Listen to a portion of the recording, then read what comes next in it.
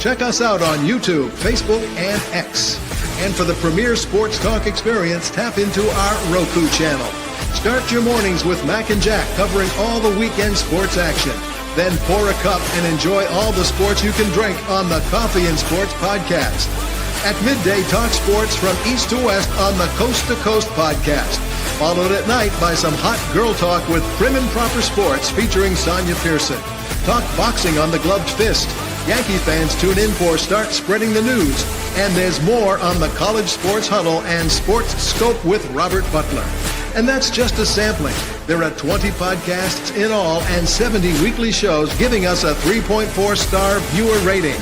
To find us on Roku TV, search for National Streaming Sports on the Roku search bar. Click on the logo and you're in. For laptops, mobile phones, and tablets, download the Roku app.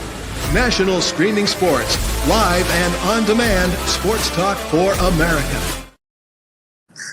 Football season is here, and SeatGeek is my go-to for buying tickets. Now, with SeatGeek, every single ticket is backed with their buyer guarantee. We've all had plans change, and when you can't make it to the big game, SeatGeek has you covered. They're the only ticketer that allows you to return your tickets ahead of the event for credit with SeatGeek swaps. So when things come up, I know that my tickets won't go to waste. So what are you waiting for? Download the SeatGeek app to maximize your possibilities and shop live events with confidence.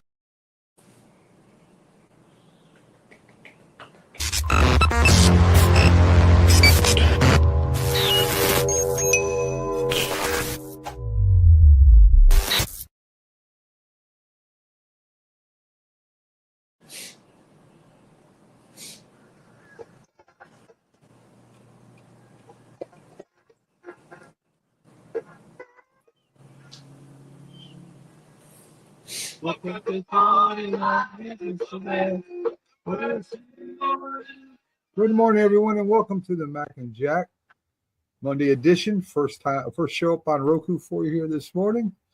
Glad you can make it with us this morning. We've got quite a bit of football news, Jack, today. We got, for instance, last night, DJ Metcalf was traded to Pittsburgh for a second-round choice, and he signed a 5-year, $150 million contract. Yeah, I have mixed feelings about that. If you're the Steelers, read between the lines. It's not just signing DK Metcalf, who's an excellent receiver, arguably one of the better receivers in the NFL. I don't think he's quite in the elite company. And they trade with Seattle for him to come to Pittsburgh. Now, just think of the Steeler quarterback situation. When DK Metcalf had his best years early in his career, ignore the birds in the back, by the way, Mac. I'm in Florida. They go on the attack. They fight with one another this early in the morning, But early in his career, when Russell Wilson enjoyed his most success early in his career, was with DK Metcalf together. They were great quarterback, wide receiver combination. Now he's going to Pittsburgh.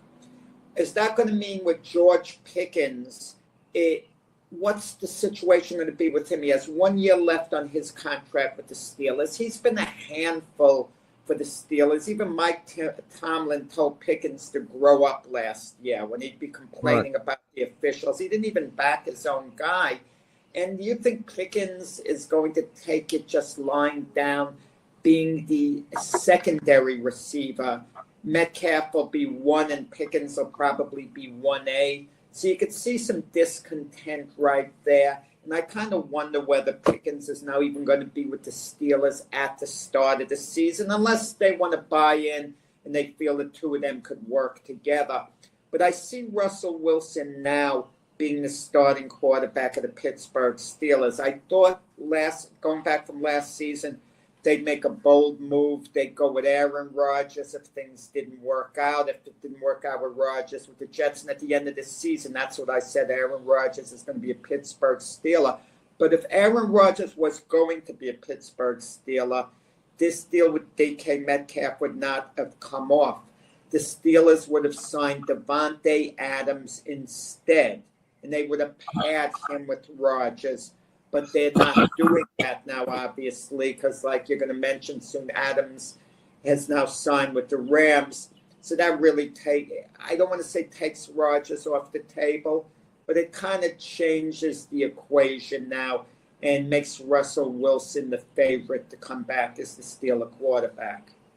Well, let's go back to DK Metcalf and Pickens. Don't you think that DK Metcalf being there, excuse me, don't you think him being there as an experienced wide receiver would help the young receiver? No, Pickens regards himself as the top receiver. He's not there to be an understudy, to say, I'm going to learn from DK Metcalf. DK Metcalf is your typical prima donna wide receiver. He demanded a trade out of Seattle. He wasn't being the ultimate team guy. He demanded a trade. And the funny thing about the demands of DK Metcalf, he says, oh, it's not. Of course, I have certain criteria. Of course, I got to get paid. But he says, I got to have the right quarterback, a quarterback who could throw to me. I got to be with a team that could go to the Super Bowl, win the whole bit, and the Steelers don't quite fit that criteria 100% with DK Metcalf. George Pickens is not going to buy into being a backup. That's kind of absurd in a way. That's like saying you put everyone in the prime of their career and you tell Terrell Owens, well, you're going to be backing up Jerry Rice and feel Terrell Owens is going to be happy. Oh, because I can learn from Jerry Rice. No, he doesn't want that at all. George Pickens has got to be the guy. And as far as this learning nonsense goes with wide receivers, maybe if someone is a rookie and they're under a guy like a Larry Fitzgerald, the ultimate team guy, when he played, maybe I can see that to an extent. But look at the Jets last year. Garrett Wilson, who's a real team guy, quiet and humble, was extremely unhappy when Davante Adams got there because Rodgers was favoring Davante Adams. So Garrett Wilson, who should be on the short list of the best receivers in the NFL, became just another good receiver last year, nothing more than that. So don't tell me he's happy about it. And rumor had it he wanted to leave the Jets, not because he was unhappy with Rodgers on a personal level, but he was very unhappy with his role with the team, how he was utilized, how he was held back to an extent. Yeah, I agree. Let's see. As you mentioned, the Rams. First, Pittsburgh also gave a second round for DJ Metcalf too. So that was that's good. It's good value. Is it as good as you would get for happy DK Metcalf? If DK Metcalf truly bought in and you could fit him comfortably under your cap, you don't trade him for a second round draft choice under normal conditions. But when you consider that Seattle had to move on from him, they did about as good as they could do because they weren't going to get a first round draft choice for DK Metcalf. It just wasn't going to happen. So they got a second round pick, which is going to be good value where they could draft a player who they could start on either side of the ball. Minnesota re-signed running back Aaron Jones, 2-year, $20 million contract, including a $13 million guarantee, Jack. Good for Aaron Jones. He's a real team guy, a real great team guy with the Packers when he played for them. Was loved by the Packer fan base, wanted to retire as a career Packer, work it out. But the Packers moved on from him. Okay, they got another running back who they felt was a little better, and that's the coldness of the business. So Aaron Jones goes to Minnesota last year, and he was supposed to be, I don't want to say a part-timer, but not a full-time back. They were going to utilize him in certain positions. They thought he could help their team a lot, the Vikings, but not as a full-time start, and he exceeded expectations. Played full-time, really became their main running back last year. And now they can give him. They could go back to giving him the type of expanded role he had when he was with Green Bay, and helped the team a lot in the locker room, on the field. Nice signing, win-win. I'm sure Aaron Jones is happy to be there, and the Vikings are very happy to have him. So what do the Vikings now do at quarterback, Jeff? Well, what do they do at quarterback? They're going to go with J.J. McCarthy at some point. What no one talks about is this possibility, Mac. They keep talking about a bridge quarterback from Minnesota. Well, resign Sam Darnold. If you don't, someone is going to fill in. If J.J. McCarthy's physically healthy to start the year, why not just go with him as your starting quarterback if you have faith in him? Why necessarily have a bridge quarterback? But they haven't answered the question yet. If Sam Darnold picked up the phone and told the Vikings, I want to come back, I'll come back for 1 year on a $25 million contract. 1 year. Just make it guaranteed. I think the Vikings sign him for 1 year. And they wait and they see. If Darnold plays great at the end of the year, they'll reevaluate the situation. If at any point he falters, then they go to J.J. McCarthy. That's why when you ask me who's going to be the Viking quarterback, starting quarterback, game 1 next season, I'm telling you, I think it's going to be Daniel Jones. Okay? Yeah. He ended the year on the Viking roster. Technically, he's a free agent. But Daniel Jones, I can't see him starting elsewhere. And at least with Minnesota, even though he knows the job is going to be J.J. McCarthy, unless Daniel Jones himself played lights out, at least he's given an opportunity to start during the year, showcase what he can do, revive his career. You have a lot of these former starters out there, Mac, who are backups like Carson Wentz, Jimmy Garoppolo. We could go down a whole list of them who are primarily backups, with teams now. And they would love the idea of having an audition. Just get a few games and have a team notice, wow, they're good. Maybe we could sign them. Maybe they could possibly still start for us. And I think that's the territory Daniel Jones is in. He needs an opportunity.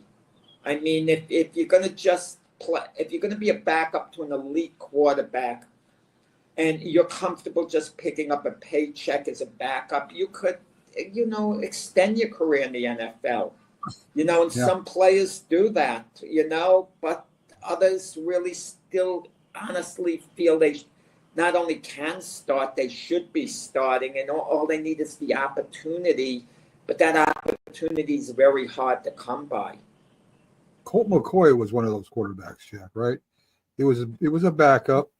I think he started maybe his first year, but he became a backup, and he just hung around and collected his paycheck. Yeah, but what people forget, a lot of these backup quarterbacks were stars in college, like Colt McCoy at Texas. And they're given an opportunity to be starters in the NFL. It just doesn't work out. But, for them to be given a job, but sometimes opportunity knocks smack. And they're given a chance to prove it. And we see, even though they can have some success, they're not quite starter material anymore. We saw Joe Flacco play really well with the Browns. Right. But, after that, he kind of fizzled out, and he was like so. Even the Browns moved on from him. They didn't believe he would be their answer. Jacoby Brissett, given opportunities, maybe 2-3 opportunities to start in the league, even with the Patriots last year. You knew Drake May was eventually going to be a starting quarterback at New England, but last year was Jacoby Brissett's year, and he was so. Then he got hurt, and it just didn't work out. The Jets have a situation like that with Tyrod Taylor. Right. I mean, Tyrod Taylor started before he even went to one Pro Bowl. You can win with Tyrod Taylor to a point. You can have success to a point. but he's not your long-term answer. No. Franchise quarterbacks are so important. They've been spoiled at Green Bay, from Brett Favre to Aaron Rodgers, now to Jordan Love, even though the jury's still out a little bit on Jordan Love. Right. Jordan Love hasn't proven yet he can be he's an elite quarterback or even necessarily a franchise quarterback, but the potential is there. He's Right. done enough where he's shown enough promise. But, you want to get your guy and know he's going to be in the seat for years to come, and that he'd be a difference maker quarterback. And, some teams have that. Some teams don't have it. Yeah. So Myles Garrett signs a contract for $40 million, becoming the highest paid non-quarterback in NFL history, Jack. I think part of it, the Browns are thinking sentimentally as well. Myles Garrett said he wanted out. He wanted to be traded from Cleveland. He didn't want to have anything to do with it. Last year turned him off the way they lost. And I'm sure he looks at their quarterback situation, and it's apparent that Deshaun Watson isn't the answer. And if you had any hope of Deshaun Watson getting back to his old self, most of that hope evaporated with his Achilles injuries, where he might miss all of next year. And he's looking at the situation, Myles Garrett. Well, let's say we draft Cam Ward or Shedeur Sanders. They're rookies. They're not taking me to the Super Bowl. We're kind of rebuilding in that sense. So he kind of wanted out. But what Cleveland did, the owner, said no, with point blank not going to renegotiate your contract. Case closed. I mean, not renegotiate. I mean, not trade you. Case closed. And the owner wouldn't even meet with Myles Garrett. He wouldn't even have a meeting that Myles Garrett requested because Myles Garrett wanted to ask for a trade. Instead, they made him the highest paid non-quarterback in history, giving him this 4-year deal. So now Myles Garrett is happy, saying, whoa, they're really committed to me if they're going to give me that type of money. So he's going to stay there. He's 29 years old. It's a 4-year deal. I guess he'll be okay at the end, by the end of the deal. Even though edge rushers kind of start losing it at about what age, Mac? When they get up to their mid-30s, they start losing that explosive step. But I can't see Myles Garrett hitting a wall in the first couple of years of that deal. He should still be one of the better, defensive players, better players, period, in the NFL. But what strikes me wrong in the way they're rewarding him for being a malcontent, for him saying, I don't want to be a Brown anymore. So what did they reward him? This reminds me, Mac, in the workforce. You get a guy who's in a company. He wants out of his contract with the company. He doesn't like working for the company. I don't like this company. He's going nowhere. I don't want to work here. I want to go elsewhere. So they reward him by making him the highest paid guy in the company, and he's the biggest complainer. I mean, something throws me off a little. But Myles Garrett is a great player. We can all agree on that.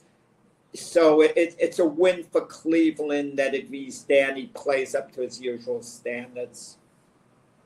So they didn't wait on Josh Allen for his contract to be up, Jack. They gave him a $250 million contract.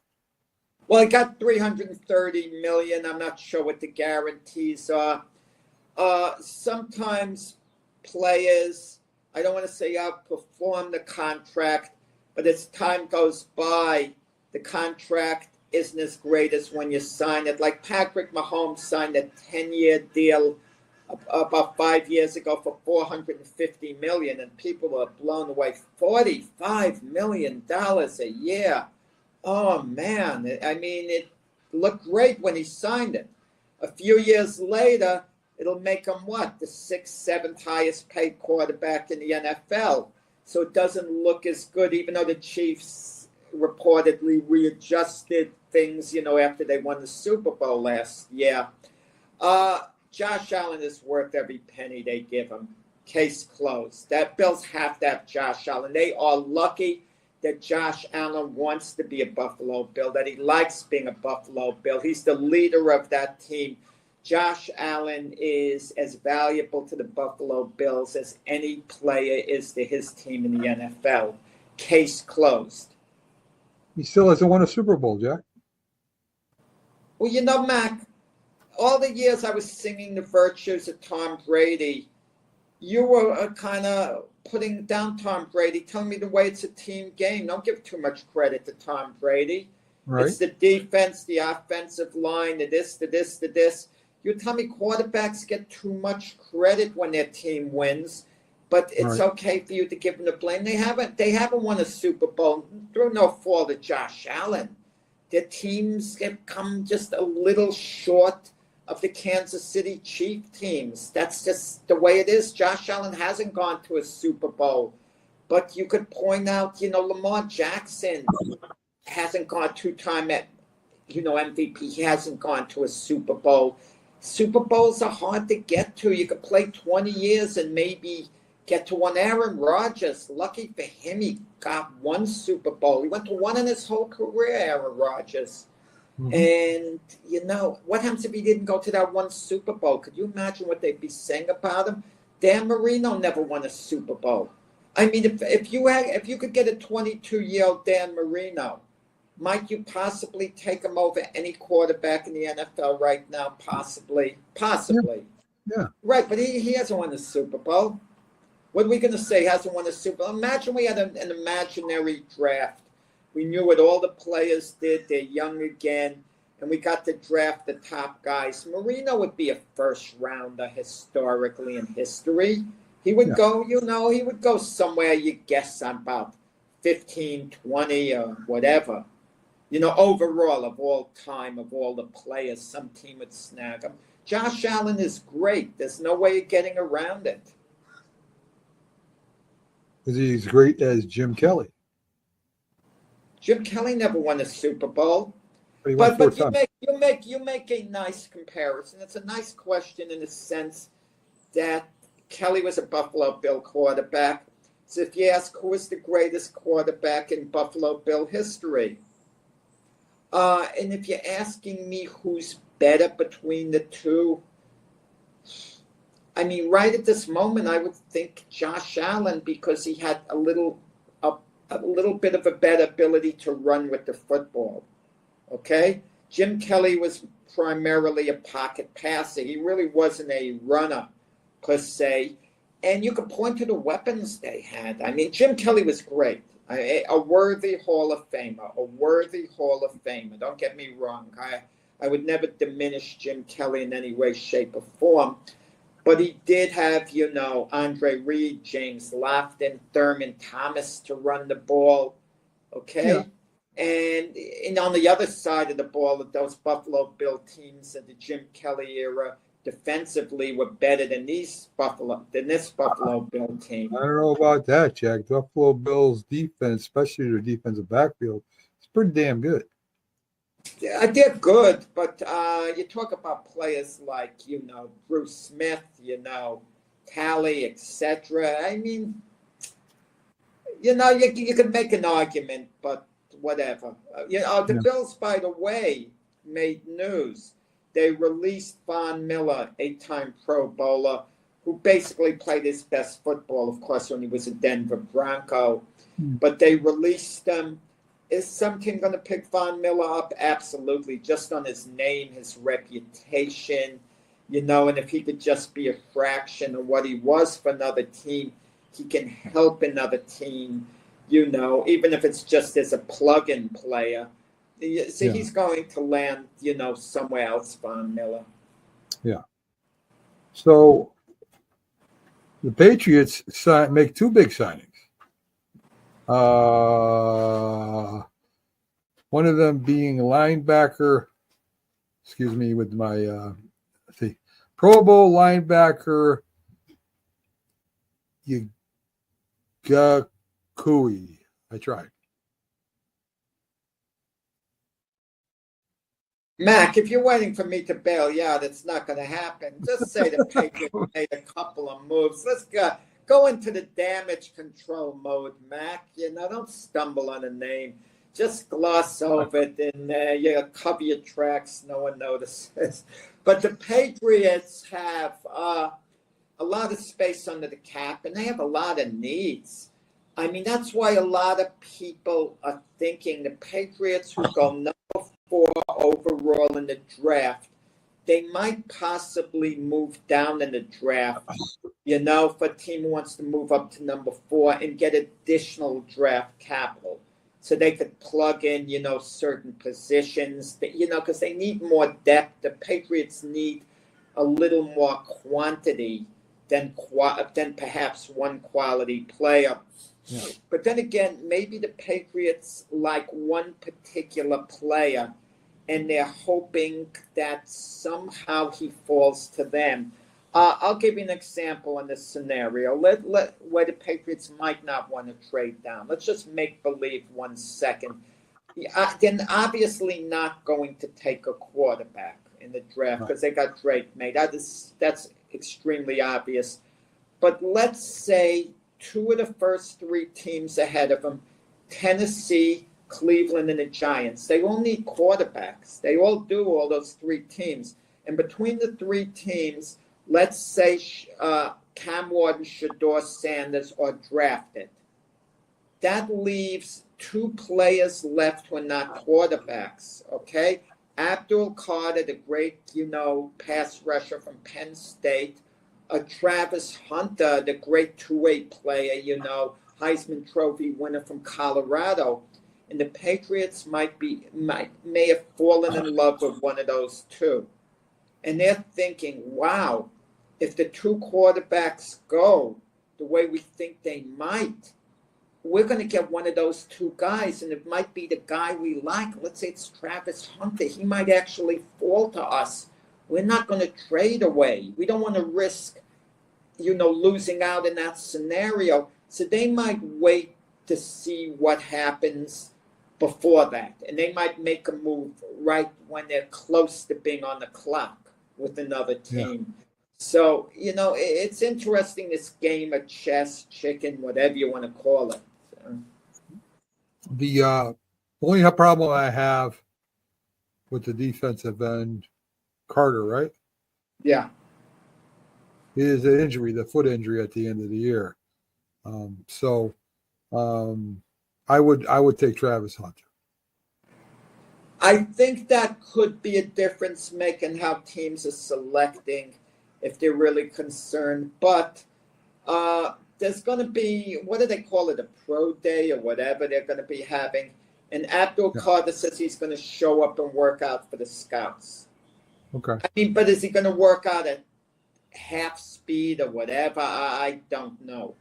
What the deal is going to be over there. But, you also have to look at a couple of things. You have to look, does he have an injury history at all at Penn State? Plus, the team doctors are going to check out the player pretty thoroughly. Before he gets drafted, they'll have all the medical reports and so on. But Travis Hunter would be a safer bet. I mean, you can't go wrong with those 2 guys. I make a comparison. I say Abdul Carter's going to be the next Aaron Donald, or something like that, meaning a great player. And Travis Hunter's going to be like your next Charles Woodson. I'd rather have Aaron Donald than Charles Woodson, by the way, but I'm just giving a basic comparison.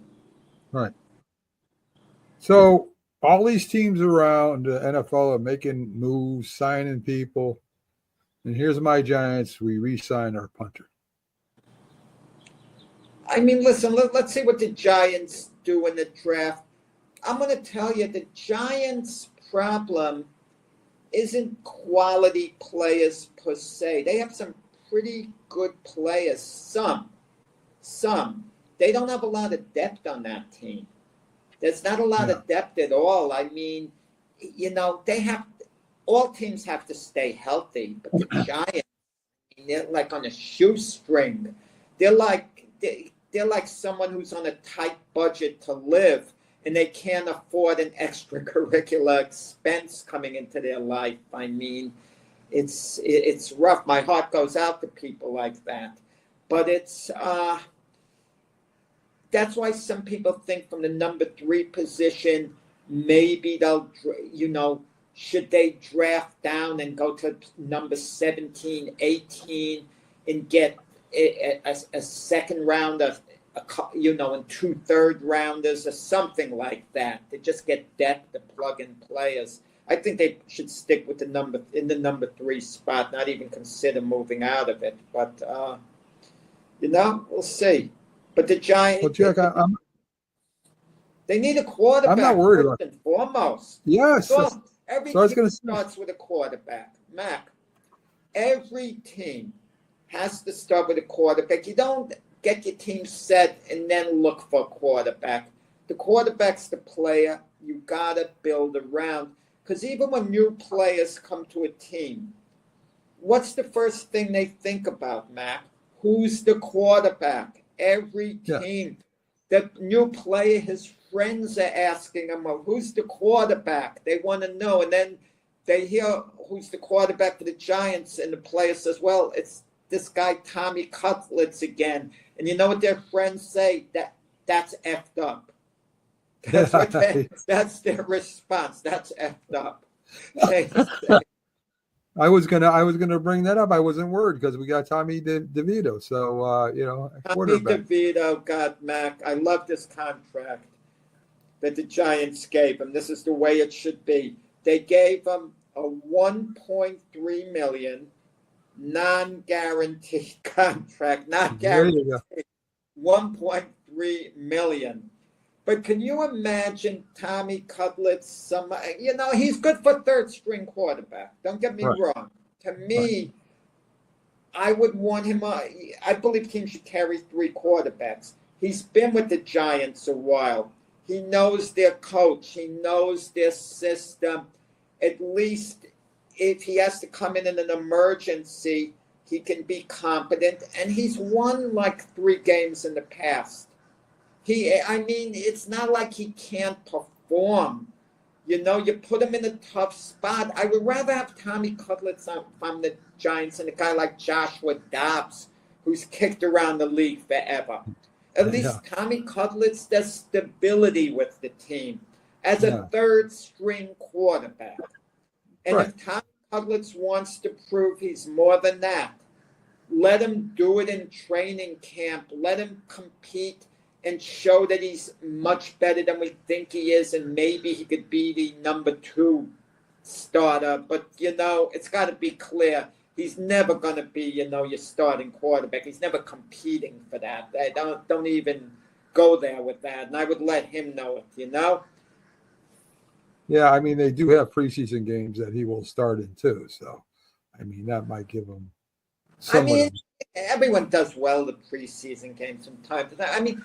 Look who you're playing against. You're playing against guys like yourself, third stringers, and you're playing against undrafted free agents trying to make the team. I don't mean it doesn't count for anything.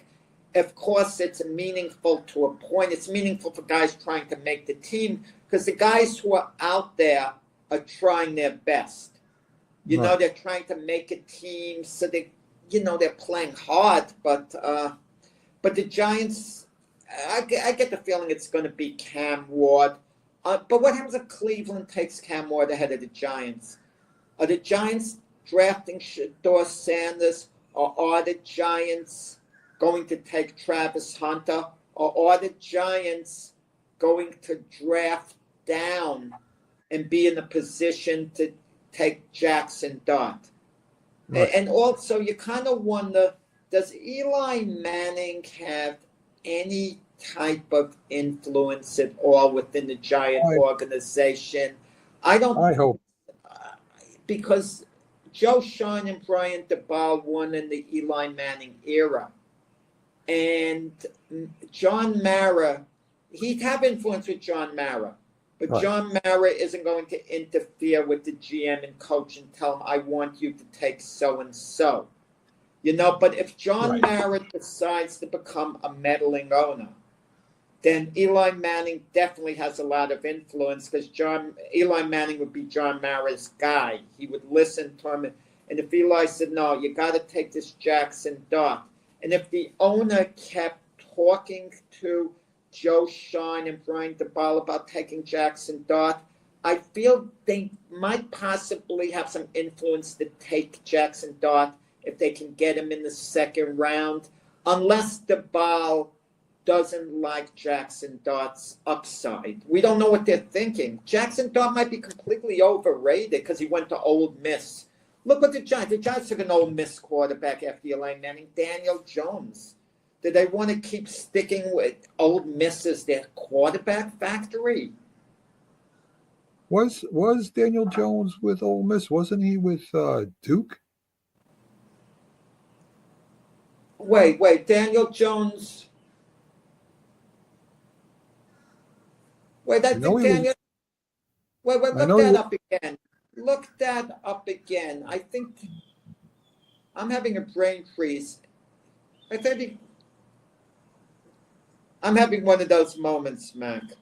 But what college Daniel Jones went to? Yeah. Just checking that out. Okay. But the point is, wait, he was a protege in the set. Oh, right. Yeah. Okay, Mac, you got me on that one. Good correction. Good catch on that one.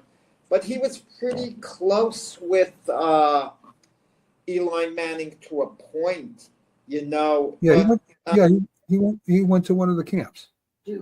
Yeah, he did go to. Yeah, that's why I got the confusion. He used to go to the camps run by the Mannings. Yeah, and he did go to. He did go to Duke. Yeah, my fault. You got me there. That's completely. Right. It's okay. Not a big deal. Yep. 27 years old, and we'll see what Daniel Jones. You know what he's going to do. He could still salvage his career, but he had only one good year with the Giants when he took him to the playoffs. Right. So, speaking of that 1 year, Kirk Cousins. I mean, is he valid anymore? I mean, he's got the injury, he got the bad play at the end of the year. There, I mean, is he even going to? I don't think he starts again yet. Why would you want that? Start Kirk Cousins and get him or whatever. Kirk Cousins doesn't want to stay with the Falcons because he doesn't want to be a backup. I can understand that when you've been a career starter. But where else is he going to go where he's going to start unless he's keeping the seat warm for a young quarterback like, let's say, the Cleveland Browns. Let's say they draft Cam Ward. They might go with Kirk Cousins until Cam Ward is ready to play. So why would you want that? Why not just go back to the Falcons? Because Michael Penix Jr. is injury prone based on his college career. So if Michael Penix Jr. gets injured, you're back there playing again. You're back there starting. I don't know where he thinks he's going to go. I mean, I can't see him going to the Jets. That would be foolhardy. You know, on the Jets' part. If you're going to go with Kirk Cousins, you may as well stick with Aaron Rodgers at that point. I mean, I guess with Aaron Rodgers, the Jets wanted to change the culture, which I respect. But you have a number of guys like that. They've been career starters. Kirk Cousins is going to be given some Hall of Fame consideration based on his stats. When I say consideration, I'm not saying I would vote for him. Don't misinterpret what I'm saying. Consideration. My feeling is he'll be on the ballot at some point. Whether he gets the votes or not remains to be seen. I mean, he's never went to a Super Bowl. I don't believe he's ever went to a conference championship game either. You know, he hasn't had success in the playoffs, put it that way. I don't think so, unless he did with the Redskins, but I don't think he did that with the Redskins either. No, but Kirk Cousins has been a master at getting great contracts. Oh, yes. And to Minnesota, you know, to Atlanta. But again, you you have guys who, a lot of former starters are backups waiting for an opportunity. They take a step backward. And they, and they stay in the league and they see what transpires. But once these guys lose their starting job, chances are they don't have a full-time revival and they don't become full-time starters again. I mean, look at Mitch Trubisky. He's the backup with the Bills. Carson Wentz. He's the backup with the Chiefs. Andy Dalton. He's the backup with the Panthers. Garoppolo's the backup with the Rams. I mean, you look at all these rosters who the backups are, and a lot of times they're former starters. Sam Darnold had to be a backup before he was given an opportunity with Minnesota, and he was only given that opportunity basically to be a bridge quarterback for J.J. McCarthy. And, and there's a number of guys like that, it seems like every team who has a backup at one point or another, that backup had started elsewhere or was given the opportunity to be a starter, but couldn't quite, hold on to it long term. Yeah. Hey, I got a prediction for you here. Right now. Kirk Cousins ends up going to the broadcast booth and calling games. Yeah, well, no, when he retires, that's a pretty good prediction. Kirk Cousins is very well spoken, and I can see him, doing a good job in that role. I can, but right now he probably wants to play football. He wants to start somewhere, but where can you see him being given that opportunity outside of being a bridge quarterback? I mean, I'll be shocked. Let's say the Jets aren't in a position and don't want to draft a quarterback early on or in this draft.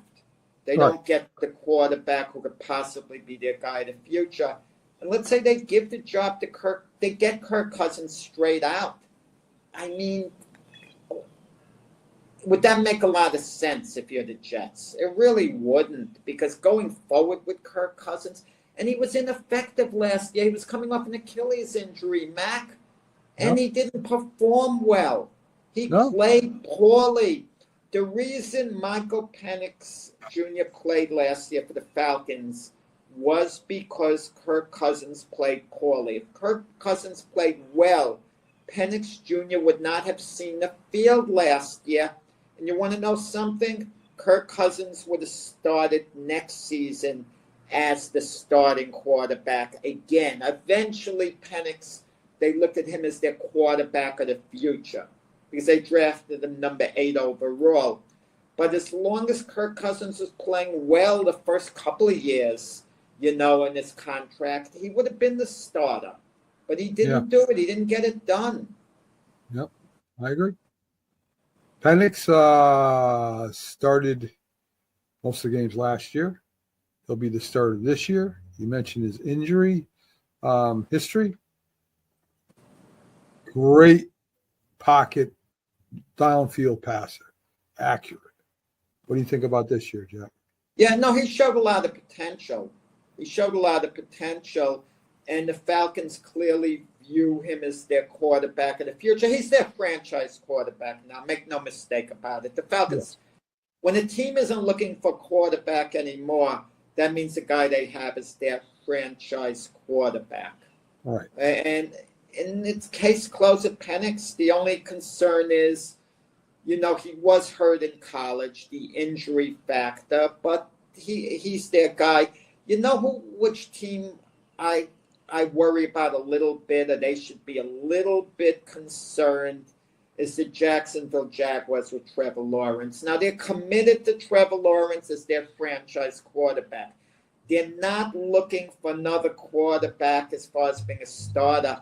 But I get the feeling that Jaguars are thinking, we want to get a good backup. What happens if Trevor Lawrence really struggles this year? Even though he's our guy, without question, and we want him to be our guy for years to come, and they paid him like one of the top quarterbacks in the league.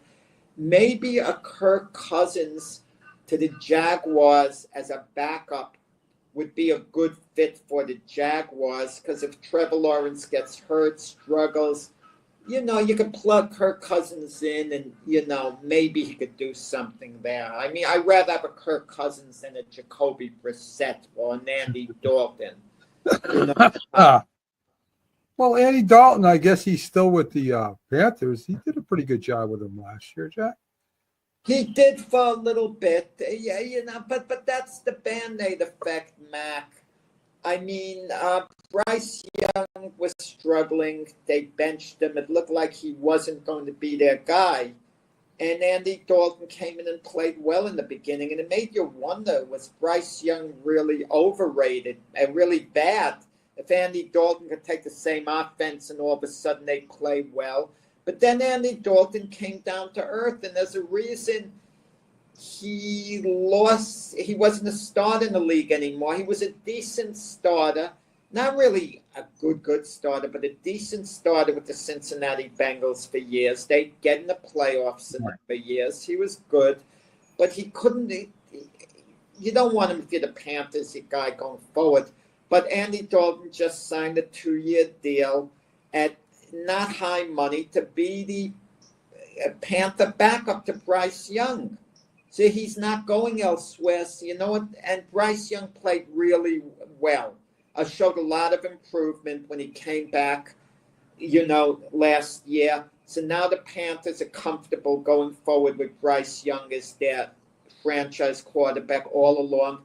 And reportedly, him and Bryce Young and Andy Dalton have an excellent relationship where Andy Dalton's a mentor type to Bryce Young, helping him out, this and that. Right. And that's great. It warms my heart when you see quarterbacks working together very close. You mentioned Jim Kelly before, and you take him and, his backup quarterback there. Oh, man. The Frank Reich? Backup quarterback. What? Was it Frank Reich? Frank Reich. I was going to cover my tracks by saying then the coach and Frank Reich. It happens from us time to time, Mac. We're older. So a name that should pop out at us, we start doubting us. So him and Frank Reich had a great relationship. They were practically best friends. Frank Reich could have started for a lot of teams when he was Jim Kelly's backup on all those Buffalo Bill teams. And Frank Reich in a playoff game, when Jim Kelly was out hurt, he led the most historic comeback in NFL history to have the Bills rally to beat the Oilers down from 35-3. But the two of them would always go out to lunch together, always this, always that. And even Marv Levy, the coach, when Frank Reich led the historic comeback and was incredibly good, for the Bills, they asked, well, who's going to start next week? And Marv Levy, the coach, would make it clear. He says, listen, guys, please don't ask me this again. I've made it clear to you, if Jim Kelly is healthy and ready to play, Jim Kelly is going to start. So don't ask me that anymore, please. Okay? Yeah. Because Frank Reich was so good, people threw that into play like there might be a little doubt. And you know the way coaches are. Coaches are saying, I'm not even thinking about next week, so don't ask me that. That's how they dodge the question. Sure. So a little NBA before we go. Steve Curry with 25,000 career points. Yeah. Stephen Curry, yeah, great. Yeah. Stephen Curry, I'm wondering of his career, did I at least underrate him a little bit? When we think about the great players, the NBA career. Earlier in his career, if you ask me, well, who's a greater player, Kevin Durant or Stephen Curry, when they were both on the Warriors? I think most people would say, no, Durant's better than Curry. Curry's a great player, but Durant's better. But I'm thinking the best of Kevin Durant against the best of Stephen Curry. I would feel comfortable if someone said Stephen Curry's a better player. I mean, if you said Durant was still better, I'm not going to argue that, as well. But maybe Stephen Curry actually is a better player. Maybe Stephen Curry was such a great team player, he let Durant stand out a little more. and that perception could be created that Durant was a little better, winning the Finals MVP awards, because that's the type of guy, Steph Curry is. So LeBron James with his strained groin, looks like he'll miss a few weeks, Jeff. The Lakers are up near the top. Does this affect them? I'm not sure. Is it a few weeks? I heard it could be a couple of weeks. It affects the Lakers. I mean, they're going to be in the playoffs. I mean, I'm not sure what the exact standings, and it's hard for me to imagine him slipping into the play-in position. We're going to see with Luka now. Luka's put on trial in a sense. If Luka can carry this team and they can still win, it's a powerful message Luka would be sending as a superstar. If you're a superstar player, you rally your team to an extent. Or at the very least, the Lakers can't start losing. They have to kind of, hold serve in a sense. Like let's say LeBron is missing 10 games. The Lakers have to at least go 5-5. Not fall apart. If they go 3-7 with LeBron out, it doesn't make Luka look good, and it just doesn't make the team look as good. It makes it look like clearly LeBron is the guy as opposed to Luka. And if Luka's the future of that team, the future's now in a sense. Don't they have another pretty good player? Can hit threes, can drive to the basket. You're thinking Austin Reeves and yes. Hector off the bench. It's a team. I mean, you can pick up the slack for one particular player who's out. Good teams have to do that. I mean, look at the Knicks. Jalen Brunson is going to be out a while. No excuse to fall apart. I mean, once in a while, a team has a dominant player who they count on very heavily, very, very heavily. And if that player's out, the team suffers badly. But good teams pick up the slack. I mean, listen, Phil Jackson maybe was an overrated coach to an extent, winning 11 NBA championships as a head coach. Not to mention 2 as a player on the Knicks. But his greatest season, Phil Jackson, as a coach, was the year after Michael Jordan quit to play baseball. They had a 55-27 regular season record. Think of that. Without Michael Jordan, they picked up the slack. They were a good team. They won 2 out of every 3 games they played in the regular season without Jordan. That tells you a lot about the players on the team and the coach. That was Scottie Pippen's maybe his best year without Michael Jordan, right?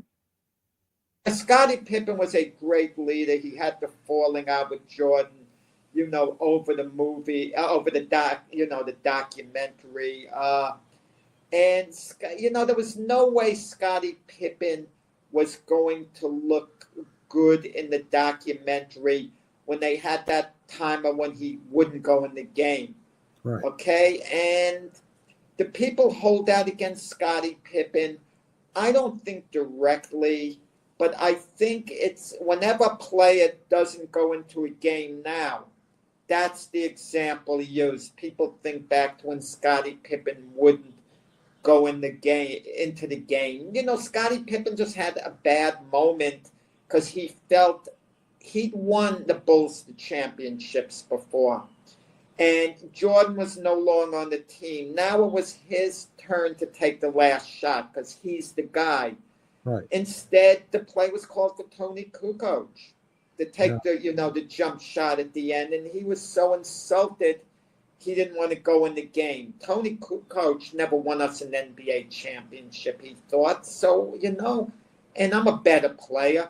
But Phil Jackson made the right decision. Tony Kukoc was a better shooter, a catch and shoot guy than Scottie Pippen.